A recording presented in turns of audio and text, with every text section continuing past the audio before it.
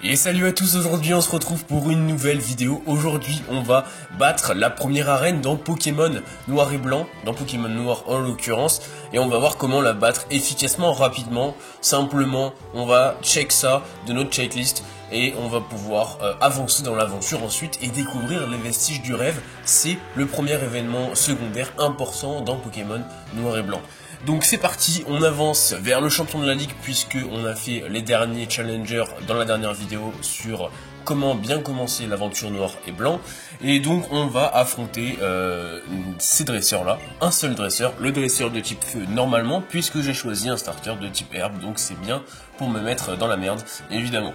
Donc c'est parti, je pense que... Qu'est-ce que tu penses? Ok... Laisse-moi faire, on est 3, t'as vu ça? Ouais, 3, nickel, on est 3, on choisit de se fighter en fonction du type du premier Pokémon de l'adversaire.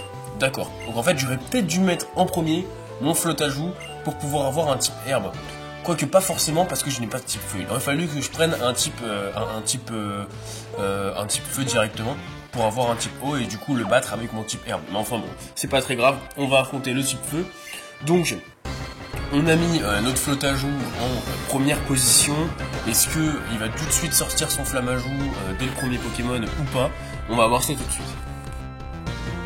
Donc Armando qui envoie un Ponchio en premier Pokémon. Donc là on a un autre Pokémon type eau qui va nous servir à rien puisqu'il va perdre très rapidement. On va mettre notre Pokémon de plus haut niveau et le changer du coup avec notre Dipélière qui est niveau 13. Comme ça au moins notre flottajout va pouvoir gagner de l'expérience aussi en même temps que Vipélière, et ce qui va nous permettre d'augmenter Vipélière d'un niveau puisqu'on voit en fait qu'il reste un petit peu de la barre d'XP. Donc c'est parti, on va prendre charge et on va spammer charge et on va le faire au maximum en espérant qu'il ne fasse pas tant de dégâts que ça le Ponchio, même si je pense que vu qu'il est que niveau 12, ça devrait le faire, il devrait nous faire un petit peu moins de dégâts. Mais là s'il commence à utiliser rengorgement à chaque fois, là ça va commencer à chauffer un petit peu pour nos fesses, mais on va essayer de s'habituer et on va essayer de mettre un maximum de charge. On voit déjà qu'on est à midlife nous, et qu'on l'a mis aussi à midlife lui, ce qui fait que là voilà il est dans le rouge, donc j'imagine qu'il va utiliser une potion. Nous on est à 8, donc quasiment dans le rouge aussi. Il utilise une potion, donc écoutez, on a utilisé charge, ça va un petit peu le mettre à midlife, comme ça au moins ça va être tranquille, on va repartir sur le même pied d'égalité. Et nous, au prochain tour, voilà, on utilise une potion comme lui, chacun sa potion. Et ensuite, on va pouvoir la voir très efficacement avec le charge. C'est pour ça l'importance, en fait, de prendre un Pokémon de type normal. Je vous répète dans la dernière vidéo.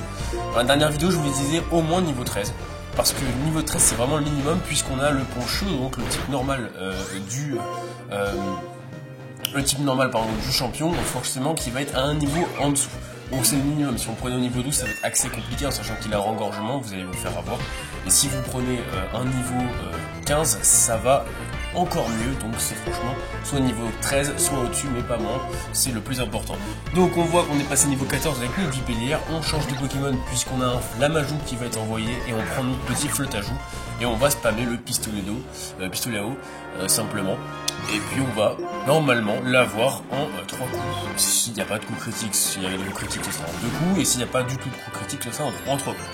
Donc c'est parti. Ok, il augmente son attaque. On va partir en pistolet à eau. Ok, ça l'augmente, enfin ça n'enlève pas autant de dégâts que ce que je pensais. Mais c'est super, c'est pas grave. Calcination, ça va pas me faire grand effet vu que je suis un Pokémon de type eau. Ça se voit que les PNJ, c'est pas trop un PNJ psy, les PNJ ne réagissent pas trop au Pokémon qui est en face. Ok, donc on a eu un coup critique, on a eu beaucoup de chance.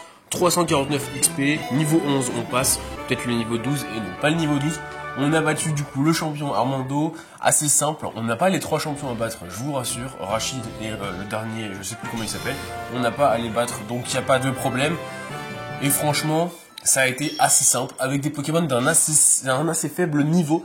Donc c'est pour voir en fait qu'on n'a pas besoin d'entraîner les Pokémon en fait pendant 2 ou 3 heures dans les herbes avant d'affronter simplement l'arène. Voilà.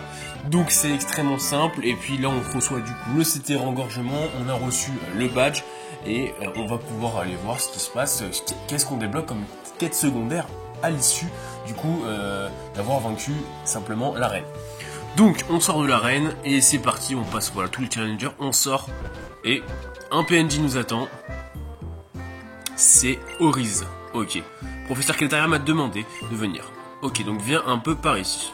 On rentre du coup chez elle, j'imagine. Ok, je vais trouver tous les Pokémon d'Unis, exactement. Les escaliers sont juste là, ma chambre est là, vient. Ok, super.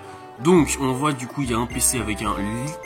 Et on va pouvoir regarder ce qu'il y a du coup. Ok, elle t'a demandé un coup de main à le professeur Keletaria pour offrir la première CS. Ok, donc CS Coupe, on va pouvoir aller explorer les vestiges du rêve, ça veut dire au prochain épisode, on va pouvoir éclairer, on va dire, tous les mystères des vestiges du rêve. Donc c'est exactement ce qu'elle nous demande d'aller voir d'ailleurs, puisqu'il y a un Pokémon là-bas nommé Munna qu'on va pouvoir attraper, je pense. Ou battre, je ne sais pas, mais on va sûrement l'attraper parce que c'est un Pokémon qui est assez intéressant, mine de rien. Et voilà. Donc, on interroge Bolta, ça va nous permettre de débloquer, au lieu d'avoir PC 2, 3 petits points, on va avoir PC2 Bolta pour pouvoir ranger nos Pokémon.